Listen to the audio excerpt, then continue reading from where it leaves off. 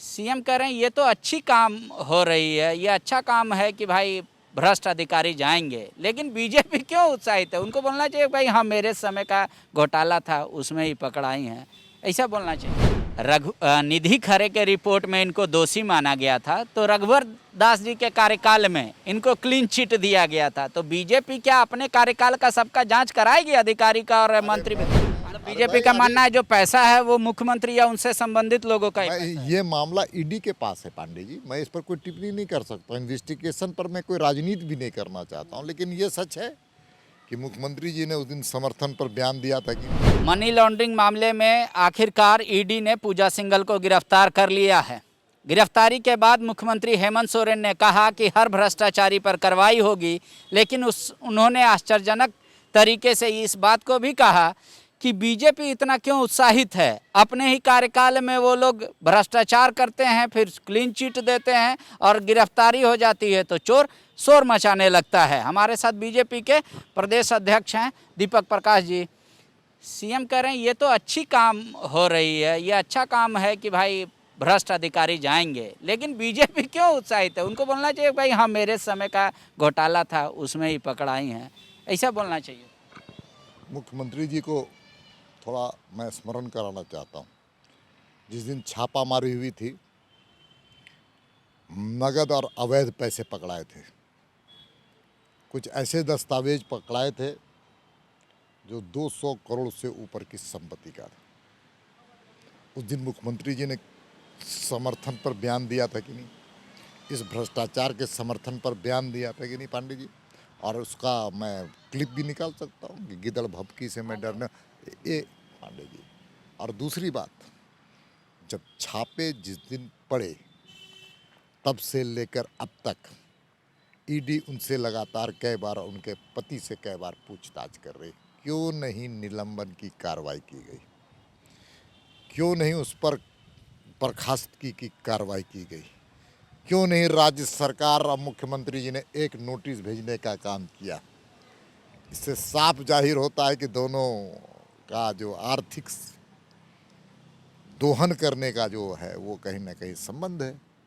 इस राज्य में एक भी उदाहरण मुख्यमंत्री जी दे दे कि मैंने बड़े पदाधिकारियों पर कार्रवाई की हो। 2.5 साल के शासन में एक बार भी। इनके ये सच है कि वो आज से नहीं आई, ऐसे 2000 से, लेकिन सबसे ज़्यादा मलाईदार विभाग खनिज खान और भूतत्व माना जाता है, इंडस्ट्री माना जाता है, और वो उसकी सचिव थी। उनके सचिव के काल में मुख्यमंत्री जी ने क्या लिया? लीज लिया। उनके परिवारों ने लीज लिया, उनके विधायक प्रतिनिधियों ने लीज लिया खान का, खनिज का लूट करने के लिए। इंडस्ट्री डिपार्टमेंट पूजा सिंघल जी के पास, और उसी इंडस्ट्री डिपार्टमेंट से उनकी साली और उनके पत्नी को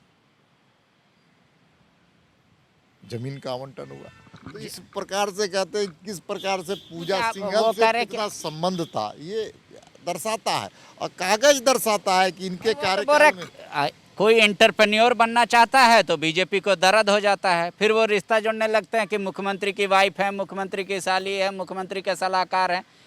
क्या कानूनी रूप से कोई बाध्यता है? हाँ है। बोले अभी तक तो क्लियर नहीं है ना। वो कह रहे हैं हमारे पास तर्क है, पूर्व जस्टिस का भी बयान है कि ये कोई मामला है। तो वो जस्टिस थे जिन पर कई प्रकार के संगीन गंभीर आरोप लगे हैं, और उनको बंगाल में जिस पद पर बैठाया गया था उस पद से उनको इस्तीफा देना पड़ा था उस मॉरल ग्राउंड पर।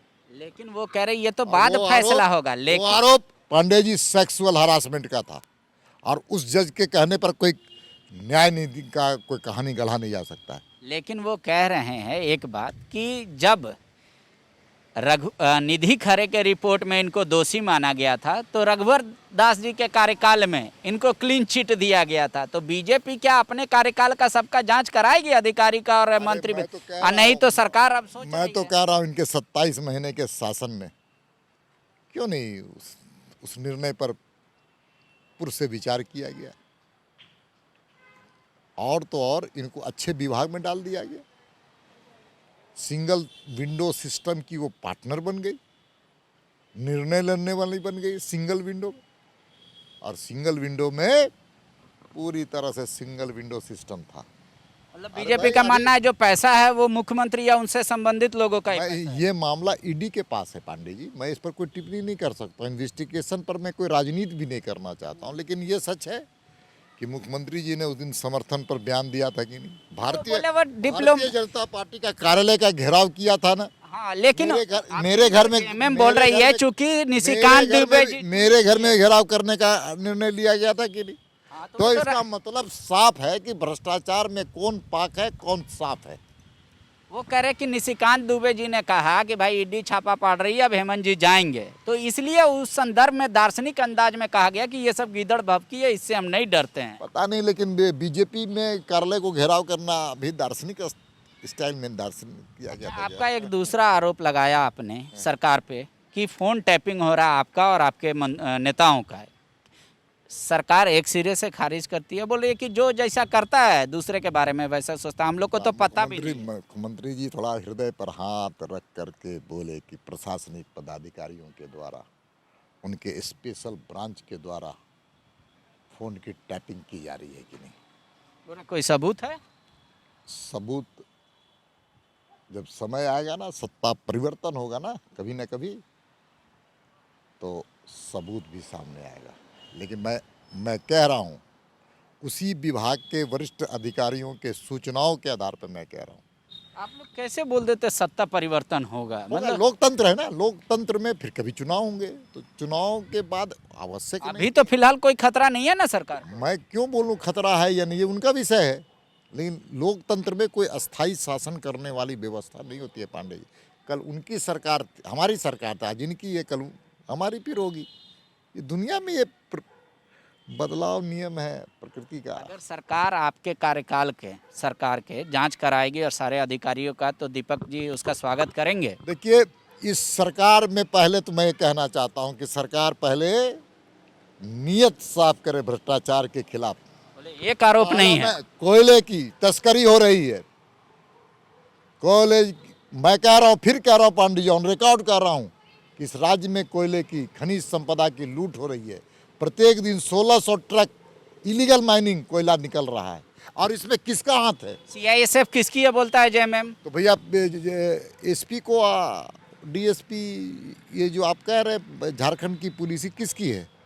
ये तो मान लीजिए आप कह रहे हैं कि वर्तमान सरकार में जिस जो पांडे जी आप सब कुछ जानते हैं, आप भी जानते हैं, पत्रकार हैं और संवेदनशील पत्रकार हैं, इसलिए आप पांडे जी पूरा जानते हैं कि इलीगल माइनिंग ये सब राज्य सरकार के बिना संरक्षण के और समर्थन के इलीगल माइनिंग हो ही नहीं सकता। बहुत बहुत धन्यवाद। एक और सवाल मेरा ले लीजिए, अब जो छापा शुरुआत हो गया अधिकारियों पर, आईएएस लेवल के अधिकारियों पर, तो क्या अब इस जाल में कुछ दूसरी मछलियां भी हैं, या केंद्र जो भी रिपोर्ट भेजा गया था गवर्नर के द्वारा दागी अधिकारियों का, उन सब का आप लोग जांच कराएंगे? देखिए, हम कोई जांच करने और करवाने वाले लोग नहीं हैं। हम तो भ्रष्टाचार के मुद्दों को उठा करके उचित स्थान पर रखने वाले लोग हैं।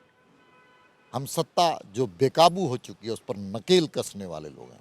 हम तो झारखंड के 3.5 करोड़ जनता ने मुझे सकारात्मक विपक्ष की भूमिका अदा करने के लिए कहा है, और जनता की आवाम जो है, आवाम की जो हृदय में आत्मा है, उस आत्मा को हम मरने नहीं देंगे भ्रष्टाचार के मामले में। शुक्रिया।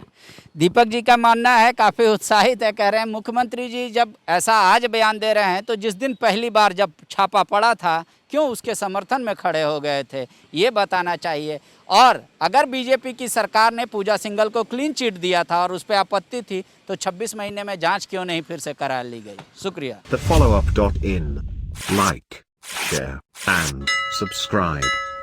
www.thefollowup.in